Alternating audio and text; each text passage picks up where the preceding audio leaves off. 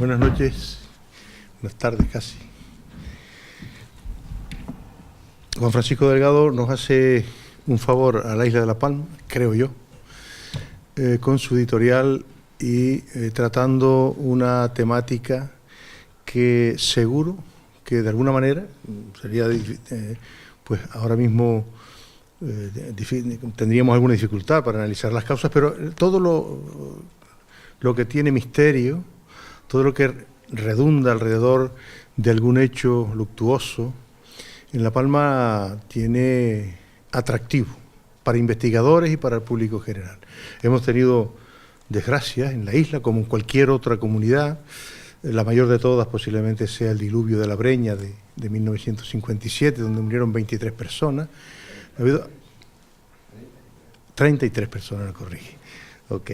Bueno, pero bueno, nuestra historia está llena de episodios de esa naturaleza que de alguna manera con la literatura que en este libro, con la forma de escribir y de tratar los asuntos en este libro que hoy presentamos, conseguimos dos efectos: enterarnos de esos aspectos que no se suelen tratar mucho en Canarias, no se suelen investigar en exceso. Yo digo, es un atrevimiento de la editorial Erque y de su editor Juan Francisco Delgado, sino que además disfrutamos leyéndolo. Yo lo tuve desde ayer y puedo garantizar que, bueno, lo primero que fui es a los temas de La Palma, pero los demás son enormemente atractivos igual, ¿no? Pues digo que hoy presentamos una forma de escribir, de pensar también en nuestra historia, reescribirla de alguna manera, algunos aspectos. Por supuesto que hay muchos que parecen inverosímiles, que tienen más casi la categoría de leyenda que de hecho contrastado desde el punto de vista histórico, parece, pero que en todo caso las firmas que están ahí nos dan toda la garantía de ser un trabajo empírico con absoluta, yo creo que en este caso, entre comillas, profesionalidad de todos los autores que tienen estas 55 historias que ustedes seguramente van a disfrutar cuando tengan el libro en sus manos. Pues agradecerles a todos y a todas su presencia esta noche y los dejo con el editor de Erques y de este libro, Juan Francisco Delgado. Okay, buenas noches. Pues nada, le agradezco sinceramente pues su colaboración, por estar aquí, que no siempre es fácil quitar un poco de tiempo para estar aquí, y ya hemos estado en 3 ocasiones en La Palma con estos libros y bueno, me alegro. Aquí ahora, como vamos a poner a través del PowerPoint para que vean las imágenes, pero en vista de que el ordenador está separado, yo estaba pensando, vamos a hacerlo de una manera más fácil aquí para después sentarnos también los autores y ver las imágenes. Yo solamente quiero decir que es un trabajo donde colaboran más de 50 autores. Eso no es fácil. Reunir a 50 autores que elaboran 55 historias cortitas de 2 páginas, 3, fáciles, están hechas con intención para el que no le guste leer, va a leerlo como ha dicho el consejero, y aparte de eso es porque tiene 200 imágenes, y el que, como yo he dicho a los alumnos de bachillerato estos días, el que no le guste leer se lo va a leer porque va a empezar por los pies de fotos de esas 200 imágenes y después le va a animar a leer esas historias cortitas. Y luego también que no es fácil reunir a los 7 cabildos, colaboran los 7 cabildos, que siempre se ha quedado alguno y tal, pero esta vez han colaborado los 7 cabildos, el Gobierno de Canarias, Puertos de Tenerife y sobre todo el Instituto Español de Oceanografía, que vino el director de todos los oceanográficos de España, que depende del Ministerio de Economía, que vino aquí a presentarlo a Santa Cruz de Tenerife cuando se presentó el día 4 de octubre. El libro nos hemos quedado un poco de sorpresa porque está teniendo pues más aceptación que los otros. Ya Vesca Figueroa, que es uno de los prologuistas, también tenemos un prologuista de lujo, Antonio Tejera Gaspar, que ha sido Premio Canarias, Eduardo Valguerías, que es el director escenográfico, el paleontólogo Paco Talavera, y prácticamente Vázquez Figueroa, que ya lleva en varios libros haciéndonos, pero que esta vez dice, yo quiero aparecer al final, y nos puso una frase, y esta vez pues ha sido otro de los prologuistas de lujo. Pues con eso digo que bueno, con todas esas colaboraciones de instituciones, un libro en tapa dura, papel brillante y fácil de leer, no fácil si no hubiera sido la colaboración de estas instituciones y de los cerca de 40 ayuntamientos de toda Canarias que han participado, y el compromiso que estamos haciendo, estas 47 presentaciones en toda Canarias, en los institutos, para que los chicos de bachillerato y de secundaria conozcan estas historias insólitas, porque algunas de ellas, cuando veremos ahora, es insólitas. Y ahora voy a dejar la palabra a Jorge Pay, nada más para que haga simplemente, aunque no esté en las imágenes, decir nada más cómo ha sido su trabajo en general, nada más en 3 minutos, y después también Poggio, Manuel Poggio, que es otro de los autores, y Manuel Arrocha, que es también el otro autor, nada más en 3 minutos, diciendo, pues bueno, la colaboración mía ha consistido en esto, y después cuando pasemos las imágenes de ellos, pues ya reflejan lo que ellos han comentado, para hacerlo breve, para no alargar esto en 2 minutos, y después ya empezamos a pasar las imágenes. Pues tiene la palabra Jorge. Bueno, pues yo he hecho cuatro historias relacionadas con la época prehispánica. Una de ellas, que es guerras y escaramuzas, se puede llamar así, en Benoaare, pues prácticamente no he hecho nada, sino simplemente reflejar lo que aparece en las fuentes no históricas para la isla de La Palma, ¿no? Para Benoaare. Las otras 3 historias, ya si son un poco, son diferentes hipótesis o teorías que intentan explicar sucesos tan, digamos, escabrosos, tal como por ejemplo la práctica del infanticidio en La Palma, qué pasó en la necrópolis de la cucaracha en Mazo con el tema de los bloques de lava llenos de restos humanos, y la cuarta es el Tendal. El Tendal es un misterio que siempre a los arqueólogos nos ha llamado la atención, es por qué una cueva de habitación tan importante, con unas condiciones de habitabilidad ideales, en torno al año 900, no sabemos las razones, yo planteo una hipótesis, la desocupan totalmente, y durante 500, 600 años los benoaritas no volvieron a vivir en esa cueva, a pesar de que tiene 7 metros de estratigrafía. Esos son. Pasa Manuel Poggio.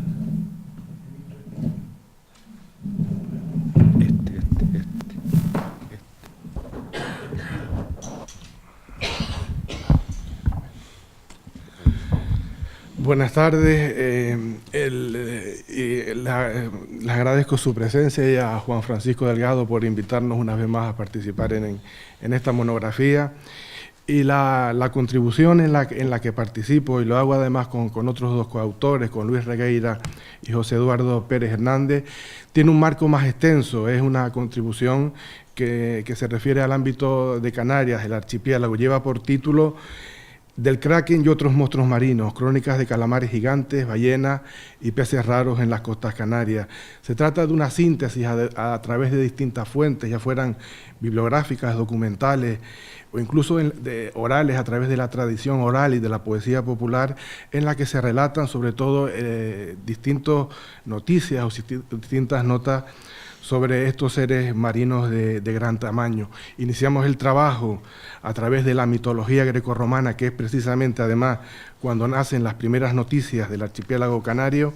Lo enlazamos con la isla de San Borondón, que según las primeras noticias y el relato medieval de San Brendan de Clorfert, uno de sus encallamientos de su periplo lo relaciona con Jasconius, el primer animal que pobló los mares, y a partir de aquí ya recogemos una serie de noticias históricas, ya sean de ballenas, de focas, que Leonardo Torriani, el ingeniero italiano del siglo XVI, por diferentes testimonios lo relaciona con los tritones de la mitología clásica, y hay una leyenda en Tazacorte, además, que está relacionada con este tema, con las ballenas, de la que incluso en las islas hubo algunas propuestas para la creación de una industria de cetáceos a finales del siglo XVIII y XIX, y finalmente con las noticias sobre el kraken el kraken o el calamar gigante o el pulpo gigante, que tenemos que tener en cuenta que las primeras noticias científicas y el registro académico de esta especie marina se dio precisamente entre las aguas de Canarias y Madeira en un avistamiento que hizo un buque de la Armada Francesa hacia 1861. Después esta noticia pues dio pie, por ejemplo, a la famosa novela Moby Dick de Melville Deville, o incluso a un pasaje de 20.000 viajes de 20.000 leguas de viaje submarino de Julio Verne. Básicamente este es el contenido de este trabajo, que aunque, como decía, toca todo el archipiélago, la mayoría de las noticias están recogidas en la propia isla de La Palma. Buenas noches. Mi colaboración en este libro consta de 4 artículos. El primero de ellos es sobre el volcán nevado, el volcán de Martín en Mazo, que fue apagado por una nevada, por la intercesión de la Virgen de las Nieves, según se dijo, que la sacaron para pedirle que acabaran con el volcán. El segundo es el lugar donde se heló la gente, ahí sobre Aragán, que yo creo que todos sabemos que fue cuando Tanausú se enfrenta al castellano, a Alonso Fernández de Lugo, y manda a las mujeres, a los niños y a los ancianos a los riscos de la caldera, donde se helaron, y eso propició probablemente de que ya falta de ganas de seguir defendiendo su territorio, fue engañado por Alonso Fernández de Lugo, y así quedó conquistada La Palma. El tercero trata sobre una epidemia de viruela en el siglo XVIII, que es bastante escabroso porque hasta lo llegaron a ver varias decenas de niños que iban depositando en las iglesias para sacárselos de encima, para no tener la oportunidad de que la viruela siguiera su curso en los hogares.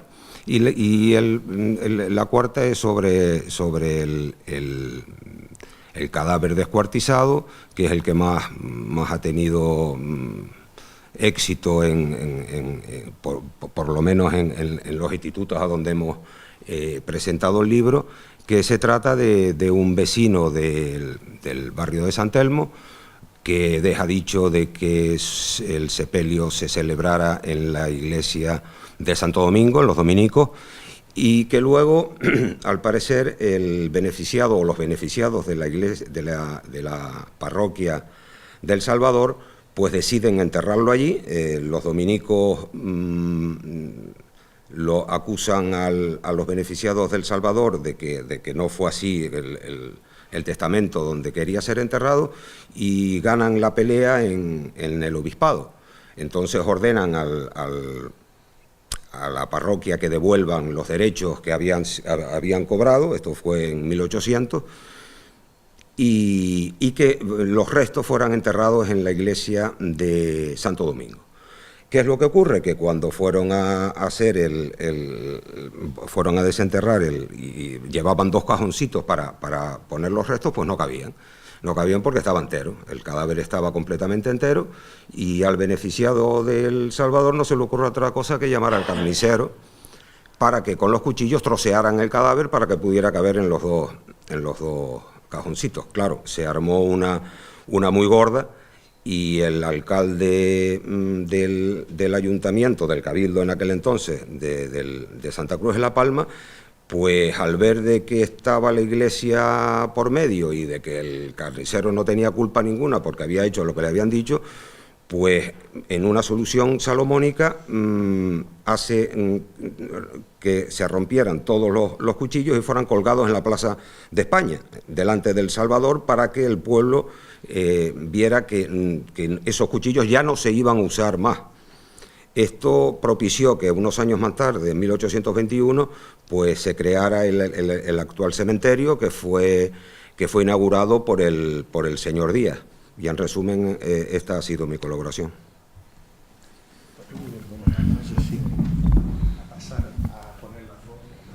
La portada viene del museo. El libro tiene 3 partes: las grandes bestias, los grandes animales que existieron en Canarias, las calamidades, todo lo que ha dicho, las plagas de langosta, de cuervos y epidemias mortíferas y algún fenómeno raro, no de cuarto milenio, sino más buscándole el lado científico, que ya veremos uno sorprendente. La portada viene del Museo Virginia de Estados Unidos porque la autora es Karen Carr, una paleontóloga, y ella ha hecho la posible reproducción de cómo pudo ser el megalodón, que muchos alumnos y gente pensaban que no existió aquí en Canarias, sino hablan de historias, el megalodón se tragó un barco, que el megalodón existió en Canarias y transitó las aguas de Canarias y sobre todo en las islas más orientales, Lanzarote, Fuerteventura y Gran Canaria. Hasta ahora eso quiere decir que mañana puede aparecer restos en La Palma y en otras islas, pero hasta ahora en esas islas se ha centrado. Solamente han aparecido 2 dientes de los grandes, del adulto, el grande. Y el grande, el adulto, es aquel que tiene 23 metros de largo, una boca de 2 metros de ancho por 1,80 de alto. Pesaba 100 toneladas y sus presas favoritas eran las ballenas. Esta paleontóloga hace esa reproducción por restos que en Estados Unidos han aparecido, las mandíbulas, y se cree que empezaba se tragaba, daba una mordida. Cada mordida del megalodón, según esa mandíbula, desgarraba 300 y pico kilos que desgarraba el megalodón de golpe. Entonces entraba por la parte trasera de la cola, ya dejaba muy heridas a las presas y después de varios bocados acababa. Por eso estas ballenas pasaban por los canales entre La Graciosa, Lanzarote y Fuerteventura, que no es como vemos hoy. Lanzarote y Fuerteventura es una sola isla, que después los científicos llaman la isla de Mahán, y por ahí pasaban las ballenas que eran sus presas favoritas. ¿Por qué se extinguió? Pues porque el clima, hace 20 millones de años que existió el megalodón, hasta 2 millones de años antes de Cristo, las aguas eran calientes, había una serie de animales que pasaban por aquí y dejaron de pasar a las glaciaciones, al enfriamiento de las aguas, cambian las migraciones de estos animales y también escaseó el alimento y se cree que es una de las causas de la desaparición.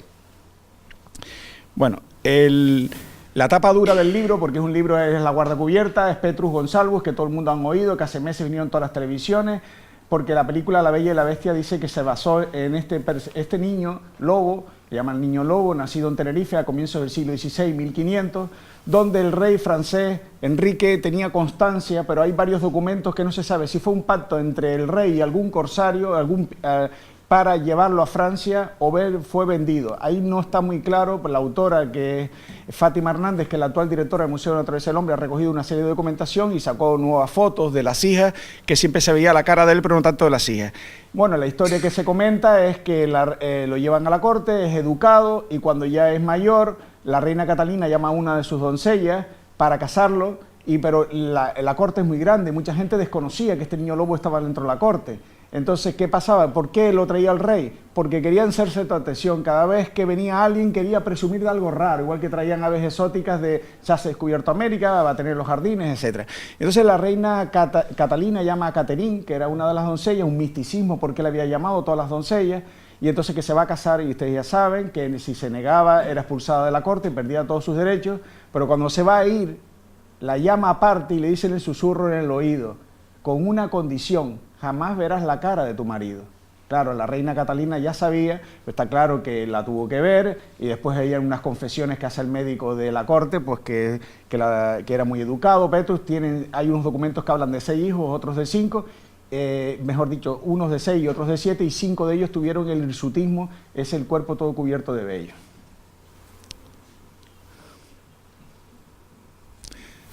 Ahí vean todos los autores, los logos, que son más de 50. Y aquí vemos la primera de las historias, voy a entrar muy breve, una aparición de huevos fósiles de aves gigantes en Lanzarote y Fuerteventura. Estamos hablando de aves de 6,5 millones de años, donde hay 2 teorías, unas que eran aves ratites corredoras y otras que eran aves pelargonítidas, aves voladoras. ¿Qué pasa? No hay sino un solo hueso nada más, y por ese solo hueso, como dice María Antonia Pereira, que trabaja para el Cabildo de Lanzarote, y otro de los paleontólogos que lo ha ayudado a ella en este trabajo, pues no se puede catalogar si cualquiera de las 2 teorías puede ser. Lo que está claro es que Lanzarote y Fuerteventura no es como hoy, estaban más unidas al continente africano, las profundidades del mar no eran tan, y entonces puede ser que puedan ser esas 2 teorías, y que hasta que no haya nuevos estudios, nuevos hallazgos, no se definen por una u otra. Pues el calamar, calamares han aparecido gigantes en La Palma, en Lanzarote, en Fuerteventura, en Tenerife, en todas las islas. Pero hay una historia que ha sorprendido, a mí me sorprendió cuando me proponen la autora este artículo, yo me quedé impresionado. Estamos hablando y dice, pero esto es ficción, esto es verdad, ¿cómo es posible esto? Está recogido el diario del capitán.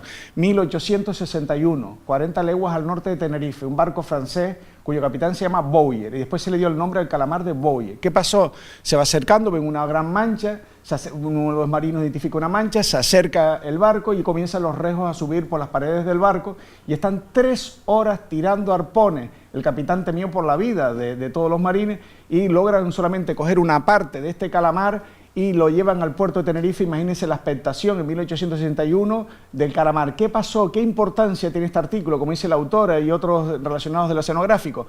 Pues que se extendió para todo el mundo que ya el calamar no era una tanto de mitología, que era verdad y que sobre todo el mundo científico tal es así que lo que nombró antes Poggio, Julio Verne ya se cree que también utiliza esta historia también para su libro famoso de las leguas marinas que ya antes nombró Poggio.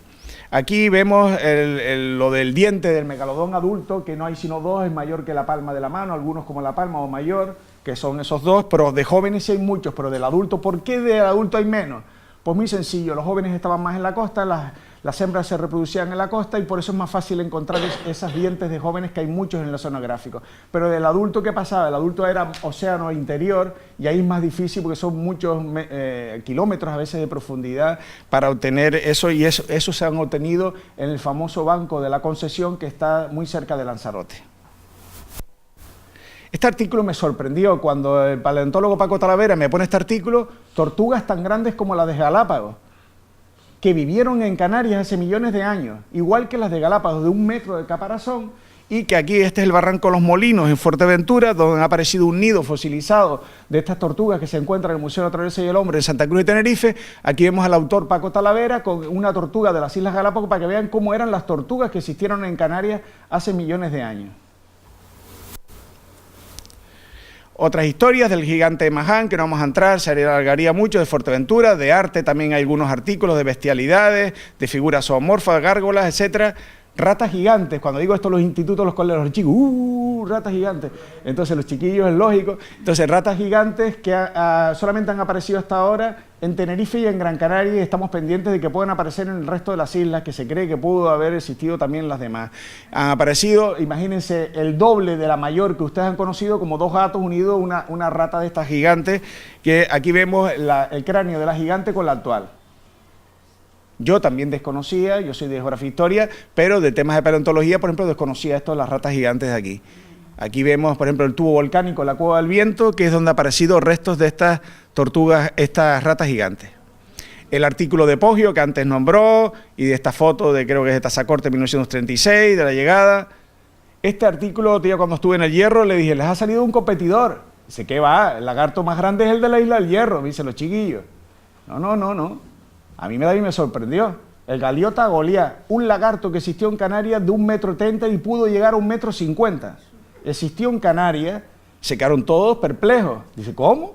Pues sí, el Galiota Goliat, y hay algún resto en algún yacimiento arqueológico, como el de Barranco Hondo, que en el hogar, en la incineración, han aparecido algunos restos de este Galiota Goliat y se cree una hipótesis, hay que seguir estudiando, de que si los guanches pudieron consumir este Galiota Goliat en épocas de escasez de alimentos. Aquí vemos un Galiota Goliat que está muy bien conservado y que está en el Museo de la Naturaleza y el Hombre de Santa Cruz de Tenerife, también porque es de los pocos restos que se conservan bien. A mí también me cogió este artículo también de sorpresa. Y este es, y lo digo a todos los sitios, pero no. Antes, por ejemplo, el artículo este del carnicero da risa, da cosa, pero es que todos los artículos son muy buenos, porque dejé 16 sin entrar en el libro. No cabían más, eran 55. Pero les voy a comentar qué pasó con este artículo. Dicen algunos que es la estrella del libro, otros no tanto. Pero les voy a decir por qué es importante este artículo. No es porque el autor fuera mejor que los demás, ni mucho menos. Es la suerte que tuvo el autor. El libro estaba terminado cuando me llama Germán Santana, un profesor de Historia Moderna, que se encuentra en Simancas, el mayor archivo de España. Señor Francisco, yo no me lo creo lo que acabo de encontrar. Cuando me lo comenta, yo digo, déjame a pedir informes de Germán, a ver si esto está medio oído de la cabeza y me va a reventar el libro. Dice, cuando él se lo conté días después, dice, sí, estuviste pidiendo información mía. Claro, ¿qué pasó? Él está consultando un libro de comercio exterior de 1787. Va pasando las páginas cuando de repente dice, ¿y esto? Comunicado al gobernador Lope de Vega de la llegada de un globo a fuego a la isla de Tenerife. Sigue leyendo que aterriza en Montaña Grande en Güímar, que lo sigue un séquito de gente, que lo recibe el Consejo Eclesiástico de la Laguna. Es un ilustrado el que escribe esto, que le da crédito al embajador de Inglaterra, que aconseja al rey Carlos III, que está mandando en este momento una expedición de globos. ¿Por qué?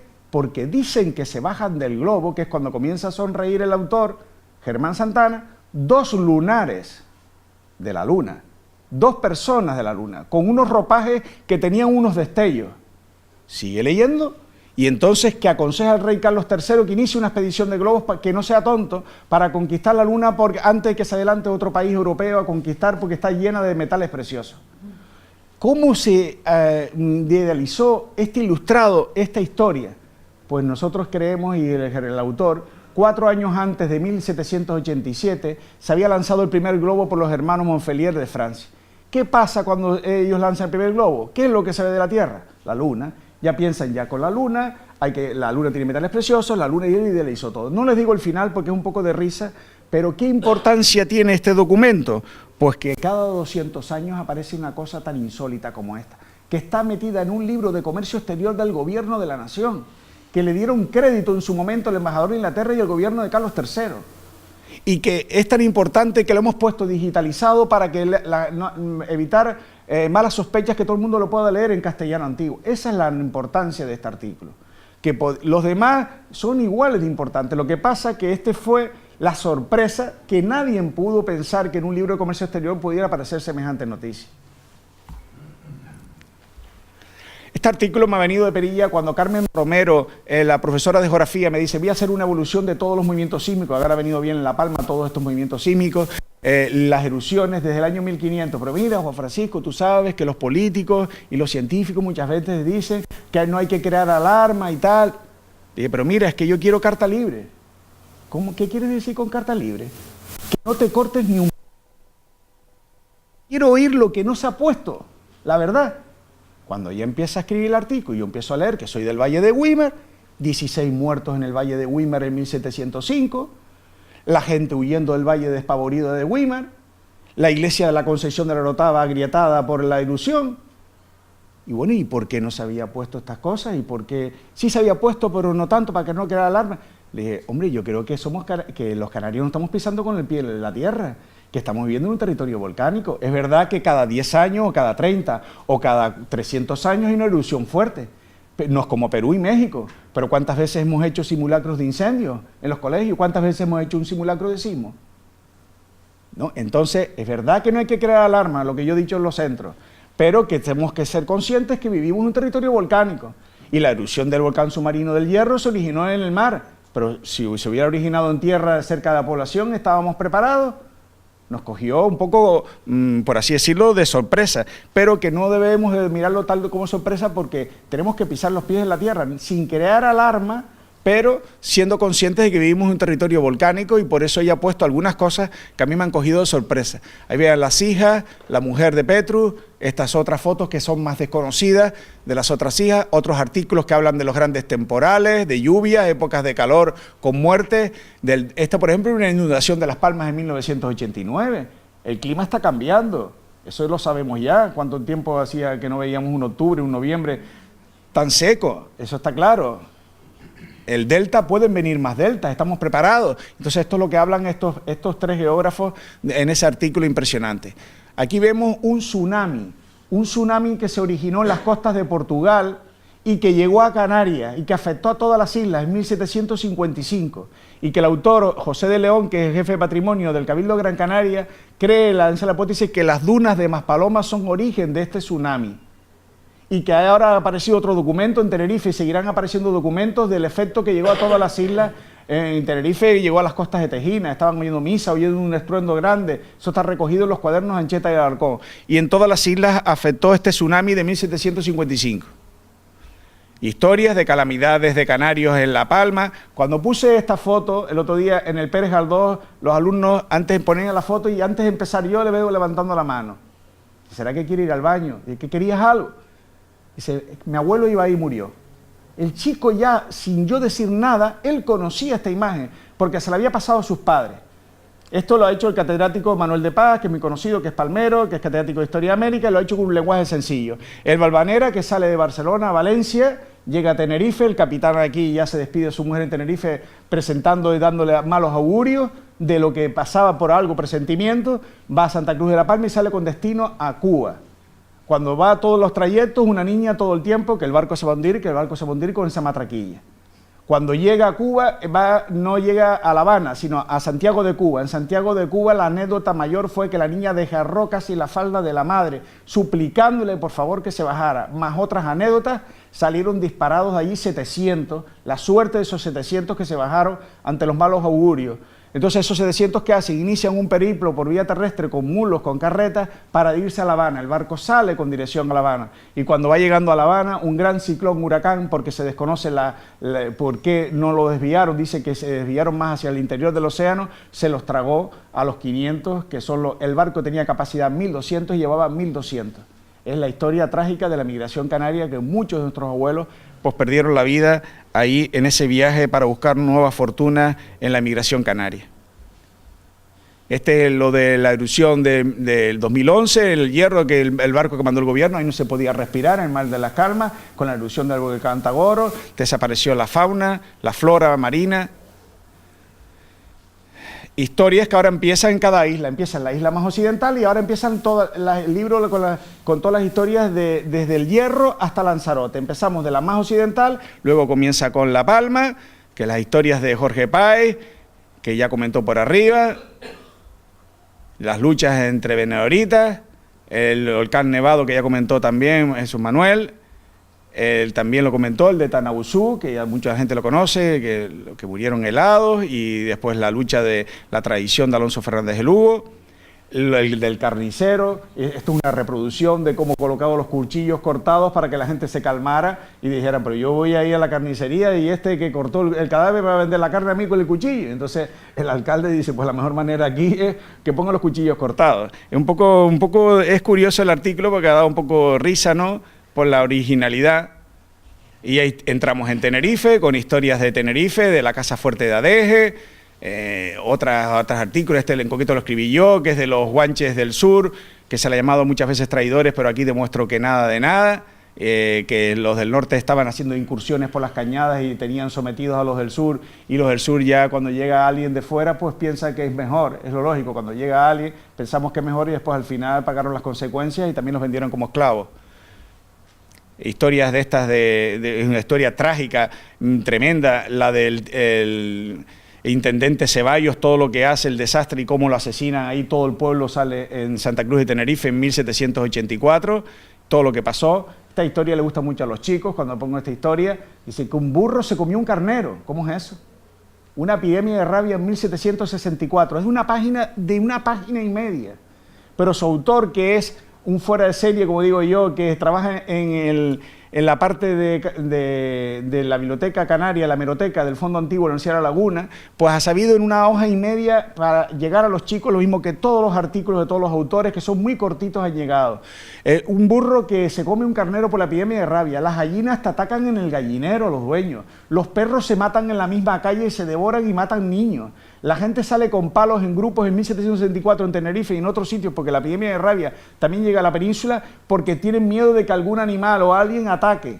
Pero lo más sorprendente que recoge este autor es en unos cuadernos de Ancheta del Arcón lo que pasó en La Matanza, el pueblo de La Matanza en Tenerife, donde un perro que tenía la rabia muerde a un hombre, se siente unos calores, llama al cura para confesarse porque piensa que se va a morir, y días después lo tienen que amarrar con sogas y cadenas porque siente una necesidad de atacar. Dice, pues esto es una película de zombies, ¿qué es esto? Entonces, parece mentira, es decir, que están recogidos los documentos, cosas que parecen fantasiosas pero que están ahí, y que de esos documentos hemos sacado el tema del artículo. Momias que salen de todos sitios, momias que salen de La Palma, momias que salen de Gran Canaria, momias que salen de Tenerife, desde finales del 18, ya sabemos, nosotros también hicimos el libro famoso La Cueva de las Mil Momias, que por cierto, este chico fue Daniel García Pulido, es el que encontró el documento original que prueba la existencia de la Cueva de las Mil Momias, que no se ha encontrado, lo que pasa es que hay algunos que se han ido la cabeza un poco y quieren presumir que si conocen la cueva, que si saben dónde está, pero tonterías porque es nada más, son hechos nada más para fanfarronear de algo que no conocen, sino para hacerse ellos que tienen el talismán. Entonces, hasta ahora yo siempre he dicho que el que conoce algo tiene que decirlo a las autoridades y no estar haciendo fantasías. Pero ese documento sí prueba que existió la Cueva de las Mil Momias. Y de esa Cueva de las Mil Momias salió la momia que está en el Museo Arqueológico Nacional y que está reclamando el Gobierno de Canarias y que es la que tiene el pelo más perfecto, todo el cabello está muy bien conservada y que realmente, ¿por qué? Pues porque cuando venían naturistas, venían comerciantes, nosotros no le dábamos interés, nos daban ¿hay alguna cueva por aquí con momias? Sí, sí, tal. Y esto, se llevaban las momias, le daban algo a la persona y no le damos valor y ahora hoy nos estamos arrepintiendo de todo el patrimonio que ha salido, que va a ser difícil que vuelva, pero bueno, intentar. Y bueno, esta es la historia que yo os estaba diciendo abajo cuando subía a una señora y a otros, que a mí, yo ahora lo hago adrede, lo digo adrede, para que no me pase lo que me ha pasado en 2 sesiones, porque ya me estoy sintiendo más tranquilo. A mí esta historia me ha afectado mucho, y dice uno, me ha recomendado uno, incluso tuve que sacar el pañuelo en algún momento y se me atragantó, y en un instituto me había apurado y el jefe de estudio cortó la conversación porque dije, capaz que va a llorar el ponente, ¿no? Esta historia realmente la hace Cirilo Leal. Y Cirilo Leal, yo lo acompañé, él recoge una información de una epidemia del cólera morbus, un barco italiano que viene de Argentina. Y llega a Tenerife en 1893. Este barco es sospecha porque el gobernador civil dice que hay que estar alerta porque pueden venir apestados. Barcos con epidemia. Unos imprudentes el barco se pone en cuarentena, nadie puede entrar y salir. Unos imprudentes por la noche, ¿qué hacen? Comercializan con el barco. Porque lo mismo que en barcos de Santa Cruz de La Palma cuando venían. Vienen productos de fuera, voy a ver qué tiene el barco para yo intercambiar algo conmigo con el barco. Bucaneros, etc. Salen productos de allí con las mantas, van hacia el sur, por donde van pasando la epidemia del cólera morbus era infernal. Al momento, a las horas, ya estaba transmitida. Y en Santa Cruz. ¿Qué pasó? Aquí estaban unos agricultores en la montaña de Guasa, llegando los cristianos a mano izquierda, plantando, y un perro había bebido de un tonel de agua. Esto lo recogió todo Cirilo hace 15 años y ahora, gracias a que, como sabía que íbamos a sacar este libro, volvió otra vez a rehacer todo y a buscar otras informaciones. Bebe el tonel y el perro ya tenía el cólera morbus. Muere el niño al cabo de unas horas. El padre había bebido también, pero el padre intuyó algo porque vio beber al perro y tuvo un presentimiento según las entrevistas a los familiares. Muere también el padre. El pánico se extendió por todo Valle San Lorenzo, Arona, porque cuando había una epidemia el gobernador tenía normas muy duras. Normas muy duras como decir que en Santa Cruz de La Palma, poniendo el caso aquí que hubiera sido, ahí hay varios, por así decirlo, personas voluntarias que ya estaban asignadas de disparar a matar a aquel que pasara de un límite a otro para evitar el contagio. Se establecen, por así decirlo, los centinelas porque había una epidemia de descarada, ya que estaba allí centrada y que había pánico. ¿Qué pasó esa noche? ¿Qué es lo que nos pone a nosotros los pelos de punta y a mí sobre todo? Que un hermano de él se llamaba Valentín, el que murió, y el hijo, sale, cruza todas las fronteras por la noche, que había con antorchas y que vigilando para los barrancos, los límites para llegar a la montaña, cruza escondidas todo, llega donde está el hermano y el hijo, los entierra al hermano primero, a su hermano y después el hijo encima, se desnuda, coge las ropas, las va hacia la playa a los enojados abajo de las galletas, se revuelca durante unas horas en la arena, y está pulgándose con agua salada otros tiempos más, haciendo tiempo a ver si él no se sentía mal, porque a las 2 horas ya se notaba que si podía ver algún síntoma. Pero como yo le dije a Cirilo, es que tú has leído bien el artículo que tú has hecho. El hombre estaba muerto 2 veces. Y dije, ¿pero cómo que estaba muerto 2 veces? Pero tú no te has dado cuenta, que ya me lo ha dicho mucha gente, que el hombre, si escapaba y estaba ahí 5 horas, él sabía que estaba muerto. Y dije, ¿pero por qué? Porque cuando subiera lo iban a fusilar, porque había pasado los cordones. Cuando se arriesgó a subir porque le iban a fusilar, porque había pasado el cordón, y cuando del momento que pasara había muchos controles estrictos, ¿qué se le ocurrió a este hombre? Ponerse en una cueva, encender una fogata y decir en voz alta lo que había hecho. Las balas dice que no llegaban porque había mucha longitud en el otro extremo del barranco. Entonces optaron por dejar la comida lejos, ya estuvo 40 días en la cueva, 40 días en la cueva hasta que después ya vieron que efectivamente no tenía y pudo salir de la cueva. ¿Qué pasó? Pues que tuvimos que no dábamos con la tumba, porque sabíamos que había una tumba detrás de la montaña de Huasa. Y entonces prácticamente eso fue, la tumba no era sino una cruz de tea. ¿Y qué pasó? Que los familiares después en años sucesivos, estamos hablando de 1893, época de nuestro tatarabuelo, siguieron haciéndole una tumba mejor. Y cuando nosotros no dábamos con la tumba, preguntándole a nadie, nadie sabía. Todas las fincas limítrofes que estaban en la base de la montaña de Huasa prácticamente no dejaban ningún paso. Hasta que ya un último día, un cazador dice, yo he visto algo ahí, una tumba y tal, pero no sé de qué será y tal, yo he visto a alguna gente llevando flor. Y claro, cuando nos dimos cuenta ya apareció que le habían puesto una lápida y eran los familiares que siguen llevando. Y ahora a raíz de esto, pues el Ayuntamiento de Arona está intentando contactar con estos familiares para decir que se ha sacado un libro en homenaje a su hermano, el valiente, que cruzó todos esos límites para enterrar a su hermano y al hijo de él, y realmente pues esta historia yo como la viví porque descubrí la tumba con Cirilo tras tantos días buscándola, pues realmente pues me afectó bastante porque claro, te hace partícipe y allí el susurro, el silencio, cuando llegamos allí, es una cosa que pone los pelos un poco de punta, ¿eh? Otras historias que no vamos a comentar mucho, en Gran Canaria, el osario grande de las enfermedades del cementerio Vegueta, otras historias, esto es muy curioso, un exorcismo. El artículo cuando me lo envía Pepe Luján dice, muy señores míos, Pepe, te equivocaste, falta una página, tu artículo empieza muy señores míos, ¿será que te falta la introducción? No, empieza así, que era una carta del cura a los feligreses y después otra al obispo, donde el cura critica todos los pecados del pueblo, etcétera, pero los prepara con unas novenas, unos rezos y unas ayunas, porque hubo una plaga de langosta que acabó con casi toda Artenara, y la plaga estaba centrada en la zona de Artenara. ¿Qué hace el cura? Los prepara y se dirige a la montaña del Brezo, que es aquella de allí, el extremo, y prácticamente en procesión, para hacer un exorcismo a los 4 puntos cardinales. Está recogido en un documento de 1832. Y entonces prácticamente hace un exorcismo ahí dirigido a los 4 puntos cardinales y regresa en procesión al pueblo. ¿Qué pasó al día siguiente? Las bolas de langosta muertas por todos los caminos y los laterales. Y entonces el cura dirige una carta al obispo que reconociera aquello como un milagro gracias a la colaboración del pueblo. Realmente es impresionante este documento porque está extraído todo en documentos reales, y Pepe Luján, que es cronista de Artenara y también creo que es ahora presidente de los cronistas de toda Canarias, pues ha sabido un artículo bueno también, como todos los del libro. Y prácticamente vamos a terminar, nada más, para no alargar más, porque serían muchas historias. Aquí cuando yo fui hace 15 años a esta ermita de Vallebrón, si se dan cuenta, en el lado izquierdo hay un rabo. Y entonces yo dije, una ardilla, las ermitas del siglo XVII, las ardillas son del siglo XX, que introdujeron unas parejas y después se ha reproducido por todo Fuerteventura las ardillas. ¿Qué hace una ardilla aquí del XVII? ¿Será alguien de la península que decoró eso?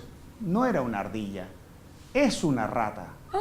Y entonces, ¿qué pasó? Empiezo a averiguar en el Cabildo y no lo sabía. Cuando Pedro Carreño empieza a averiguar y saca el dato de que hay una plaga de ratas tan grande en Fuerteventura que acabaron hasta con las palmeras en Vallebrón. Devoraban todo, graneros, cajas, muebles, todo. Entonces, ¿qué hace el Cabildo? Dirige una carta al mar. Esto parece película de ciencia ficción, pero está ahí recogido. Dirige una carta al marqués de Lanzarote porque dicen que tenía un libro de exorcismo para eliminar a las ratas. Dije, si ese libro se encuentra vale millones, y se cae que hay mucha gente en Fuerteventura que está buscando el libro este de exorcismo para eliminar las plagas de las ratas. Y no lo hemos encontrado, estamos buscando en muchos archivos a ver si aparece este libro. ¿Qué pasa? Ya las ratas habían acabado con todo.